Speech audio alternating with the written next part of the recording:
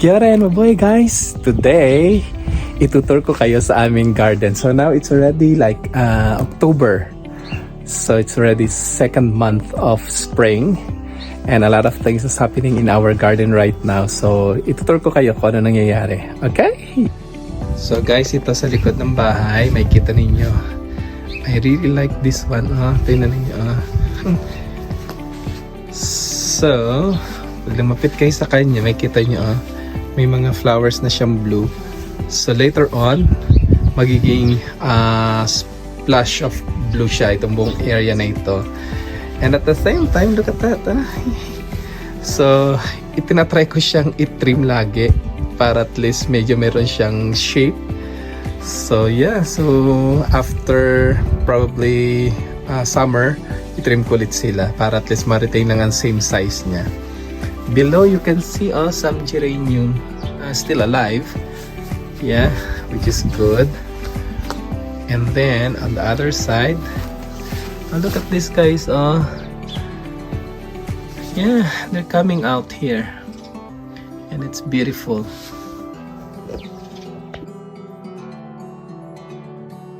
On this side naman guys, makikita ninyo there's a lot of daisies coming out. So ito palang nagbulaklak, but it's coming out. You can see yung mga bulbs niya, ang dami-dami.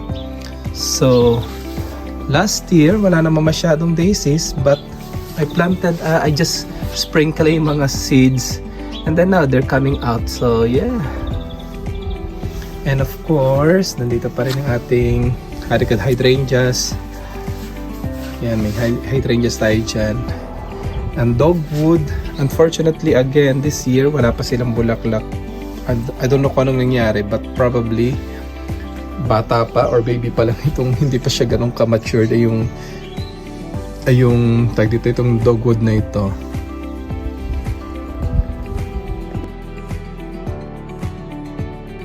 So on the other side naman, so ito yung dogwood na medyo malaki na sila. Mature na I think. So nakita niyo siya ang dami mga bulaklak. Last year, sabi ko last year 'di ba walang bulaklak, but this year may bulaklak na siya. Ang ganda-ganda So I think once, look at this guys. Ang ganda So once magtag dito, lumaki siya, mas lumaki pa siya. And imagine this area. So puno siya ng kuwan ng bulaklak niya soon. So at least this year may bulaklak. So hopefully next year mas marami pang bulaklak. Ay, beautiful. Ang ganda Nice one. So ito yung ginawa ko dyan sa side ng wall. Tinaniman ko siya ng kung ano-ano. Actually some of them are roses. Roses. Yeah, so roses also. They're coming out as well. Ay yung bulaklak. Meron silang bulaklak na. So from cuttings yan. So hindi ako bumili. So tinusok ko lang sila lahat dyan. And then nabuhay sila. And then look at this Japanese maple tree. It's beautiful. So kailangan lang silang i-train ang Japanese maple kung anong design or anong structure ang gusto mo mangyari sa kanya. At the same time, maraming lavenders din dito. Look at that guys. And also this one. Very nice. And on this side, marami pa kaming lemon. Buhay pang lemon namin. This year talaga sobrang dami ng lemon namin. So nakakatuwa siya yung pagtingnan, considering napakaliit pa lang niya. Pero ang dami-dami na niyang bunga. And then on the other side, another daisies. I love it. Akala ko mapatay na sila, pero they continue to bloom. So yeah, just continue. And this is the mandarin. So this year we managed to get some mandarin, but it's already end of season, so kinain na namin lahat ni Emma. Ayan. Yeah, look at that guys. Very relaxing dito sa likod ng bahay. And you can hear yung ingay ng birds. kasi nga yung reserve namin sa taas. Oh, look at that, ang laki-laki na yung ng lavender. Oh, para lang siya tumubo sa lumabas sa in between ng stones. Yeah. And also yung another azalea na nandito sa side.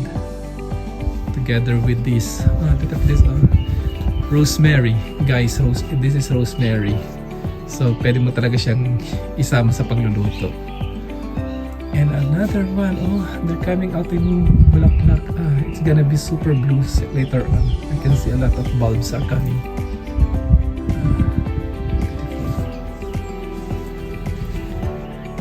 And this is our hydrangeas na pinakulata. So, lumalabas na sila ulit. So, soon, lumalabas na ulit yung mga isuloy niya. So soon magdadami na sila by December. Yeah, mamulaklak na sila. Another one is this. Look at that, guys. Maganda.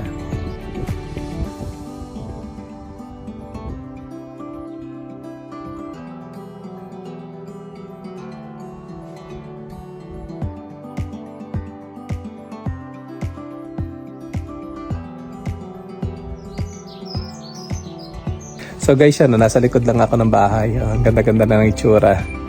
So, na-imagine ko, ang ginawa ko pa pala guys dito is, yung side na yun, nilagyan ko na marami mga seeds. So, hindi ko alam kung ano mangyayari. Magiging meadows na naman yun for sure. So, ngayon ay October, by probably November or December. Kasi mainit na. So, magbabago dito, mag-init na yung temperature ng ground, so mas mabilis sila mag-grow. Ano mga hydrangeas natin sa likod, yung blue, pero spring pa lang ngayon, so normally summer sila lahat mamumulaklak. So imagine to, buong area na ito is blue yung bulaklak. So maganda. May hookers pa dito, buhay pa. Normal, dati marami to pero ito na lang ang natira ngayon kasi nga masyadong mainit tong area na ito, but so siya lang nakasurvive. So just continue on this side. I planted climbing rose. So imagine mo yan kung nandyan siya. So one day pag tumaas na siya, hanggang dito siya. So, yeah. So, na-imagine ko siya na hopefully, ma-achieve ko yung gusto kong mangyari. So, but for now, I'm waiting na lumaki sila. So, guys, on this side naman, ito yung sa kabilang side ng likod ng bahay. Yan. So, I finally clean up. Actually, sobrang tataas na itong mga halaman na yan. So, gintrim ko lang sila para medyo mas okay tingnan. Pakita ko sa inyo. Yan guys, try ko lang siyang maging halos pantay-pantay lang siya.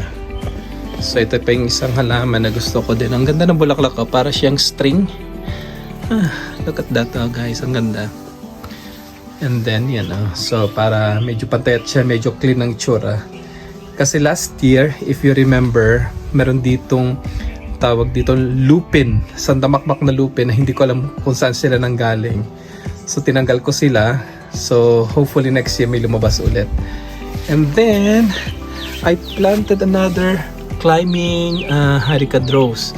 This is they called it news flash. So look at the ang ganda na yung foliage ng kanyang yung dahon niya, parang glossy siya. So ini-imagine ko siya na mag-climb siya dito sa likod. So hopefully ma-achieve ko din lang yung gusto ko mangyari. Another, ang cute din itong mga malilit na halaman na ito. And then, ito yung roses. Ito yung rose na ito, akala ko talaga patay na sila. But nakasurvive sila. After 3 years, nakasurvive sila. And some wild iris here. Yan and yeah, another pinakulata hydrangeas. So this one also is pinakulatan na hydrangea na nabili ko lang sa I think $10 kasi sale na, akala ko mamamatay na, but tinanim ko lang siya dyan, so nabuhay din, which is good. And this rose also, you know, I think ang color nito is violet, but akala ko talaga patay na din siya, pero naka-survive. And look at this, some flowers are coming out as well. Azalea din to. And Japanese anemone ito nasa likod, pero tapos na yung blooming niya, so let's see kung mag-bloom pa sila. And another thing is this one. Look at that, guys. Hi! Ang daming bulaklak ng aming apple tree. Guys, for the first time talaga, ang daming bulaklak ng apple tree. And I'm looking forward. Look at that, guys. Mukhang marami tayong bunga this season. So hopefully,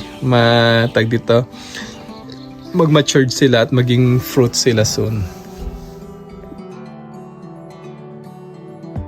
Ang isang ito ay tawag dito magnolia. Magnolia siya na bonsai lang siya, na maliit lang siya talaga. Hindi naman bonsai, what I mean is maliit lang siya. And ang cute ng bulaklak niyan. Fairy magnolia ang tawag sa kanya. And another rose here. Hindi naman ako mahilig dito sa mga rose, no.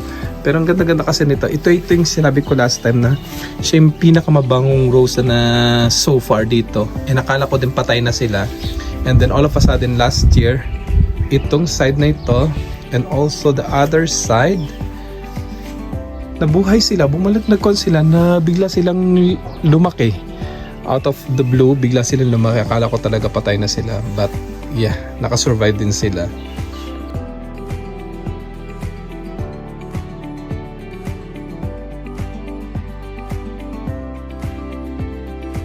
Guys, dito naman tayo. Nakita niyo to? Oh my god. Itong kwento naman itong area na ito. Out of the blue, ang dami-dami niyang tag dito. Poppy na lumabas. Itinanim ko yung poppy 2 years ago, pero wala lumabas last year. So akala ko talaga, ay wala, hindi successful yung poppy ko. But all of a sudden this year, look at you guys. Ito tsura niyo, ang ganda, lumabas siya out of the blue this year. Napasabi ko, hala, ang dami-dami pala nila. Look at this, guys. I think ito yung tsura niyo. Ang ganda-ganda. Paborito yun ng mga bumblebee. And another azalea on the corner. Natabunan na siya sa sobrang lalaki nitong tag dito ng poppy. And look at that. Even mga roses, ang roses are coming out also. Ito yung malaking rose ko so far, na malaki yung bulaklak. So excited ako na lumabas sila. And then look at that, guys. Nakakatawa. Bigla sila lumaki talaga. And I moved my peonies from the back of the house to this place. Finally, yan, may buko na sila. So yan. So cool, ang ganda-ganda. And look at this, guys. Yan, so far, enjoy ko itong area na ito. Meadows na naman, sabi nga ni Nali, meadows daw, but I like it. Look at that. It's beautiful. While on the other side naman, guys, the snowball is coming out na. Hala. So itong snowball, nag-start siya lime green, but pag na-reach yung maturity niya, naging ganito siyang kalaki na pure white. So imagine itong buong area, buong puno na ito. Ganun ang kulay, ganun ang mangyayari sa kanya. So it's beautiful. So siguro probably gawa ako ng video na separate for that one. And I can hear the bumblebee, guys. Look at this. They really love this lavender. Itong lavender na ito, galing lang doon sa harapan, kinat ko lang. And then nabuhay. Look at the bumblebee. And another Japanese maple tree, which is they called it the bubble gum. So yeah, it's variegated. So I'm not so sure whether this one really likes it. Para siyang natutuyo na, I don't know. I really have no idea. So let's see if makasurvive pa siya. But at the same time, on the side, there's a lot of roses here. Yeah, ang taas. Pero yeah, let's see. Another rose here. Siguro soon gawa ko ng video for the roses na sobrang dami talaga. And look at this, guys. It's beautiful. Look at that. Mga bulaklak pa din. Yeah. At the back, you can see this is from Ate Vanji. Ate Vanji, thank you for this, pine tree. Christmas tree soon. So, hindi pa siya ganun kataas. So, pag mataas na siya, I'm excited to lagyan siya ng Christmas light. So, yan, pasok tayo. Ganito yung tsura niya, guys. Di ba? Ang ganda-ganda. Nakaka-relax. Sobrang, happy ako sa result ng itsura. So far, hindi pa siya kasi fully tawag dito, bloom, because I can see a lot of things coming out. So let's say sa summer ko na itsura niya.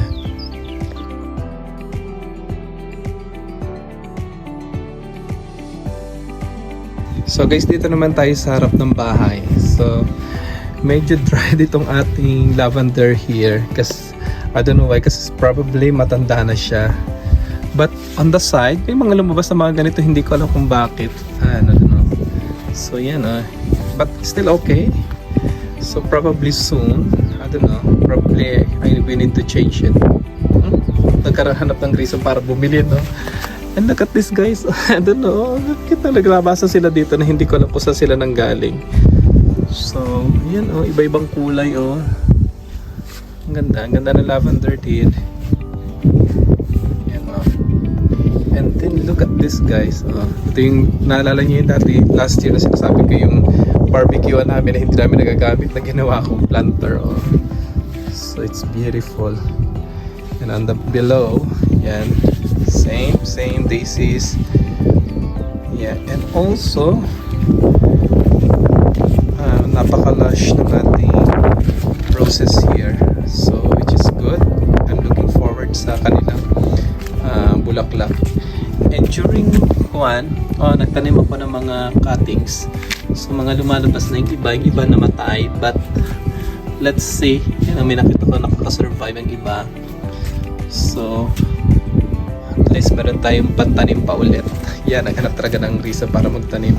Ang magnolia ko dito, hindi na mulaklak this year. I don't know kung mamulaklak ba siya, but I can see, yeah, may dahon naman, so it means like still alive. I just leave it as it is probably. Yun, guys, look at this, guys. Hala, laki ng succulent, natabunan na yung ibang nasa likod. Ganda na. Yan. Yun yung mga succulent kong tinanim. So guys, tinin nyo, ang dami-daming succulent na dito. Tinanggal ko lang siya, and then dumadami na sila ulit. May peonies pa, may peonies ulit dito. And the hellebores.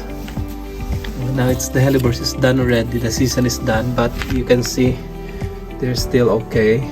Ganda pa rin yung bulaklak ng hellebores. Kahit sabihin mo, end of season na sila. Yan. Magandang itanim ang hellebores sa mga shaded area, like this area. Talagang super shaded siya. Na hindi talaga siya naiinitan at all, pero they can still survive. Yan, guys, di ba? Okay naman. Madami. Yan. Ito naman, guys, sa kabilang side ng dito ng daan. Yan, may mga lumalabas na ulit ang bulaklak. Ang dami. Ay, ang ganda. Exciting. Ang peonies, malaki na ulit. And even the ditong envious na rose, yan ang maganda. Look at that, guys. Natapos na yung tulips. Yan, patapos na yung tulips na season. So, hop cross. Guys, kung maamoy nyo itong area na ito, ang bango-bango dahil dito. Though end of season na siya, at saka ulan kasi ng ulan 2 days ago, so that's why ganitong itsura niya. Pero nung isang araw before umulan, sobrang kwan siya, sobrang dami. And then sobrang bango yan, buong area na yan. But tapos na kasi yung season niya. So, but still, okay pa rin. Parang ganitong itsura niya nung hindi pa siya fully, hindi pa fully nabasa. Ganito siya. So free siya, ang tawag sa kanya, free siya. Hindi siya free siya. Joke lang. So yan guys. So exciting. Maraming halaman. Maraming bulaklak. So marami rin ako mga seedlings nandyan. So let's see if lalabas sila soon. But ang avocado lumalabas. Nakikita niyo yung avocado lumalabas. So it's beautiful, exciting. Guys, front ng house, tapos na rin ang cherry blossom na season, so tapos na, you can say. But on this area, yan marami pa rin tapos na rin ang season ng tulips. But other plants are coming out. Although maraming weeds kailangan tanggalin, pero yeah, nakatuwa. At least na they still survive. Diba? And then, ito rin tapos na rin na season. But ang ganda-gandang itsura. Yan. Ito yung wheelbarrow natin. Ang dami pa rin halaman. So, hopefully, I don't know kung ibit hindi namumulaklak itong ating lavender na ito dito. So, probably hindi siya suited for that one. So, I don't know, probably we have to change it. But the rest are okay. Yeah. Good.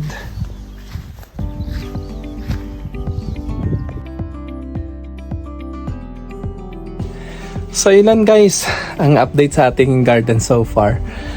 Hindi pa siya fully bloom pero nag-bloom may mga halaman. So hopefully probably probably mid-November again. I-try ko ulit mag-video. So most likely mas marami nang may bulaklak dito sa area. Ay, excited and exciting.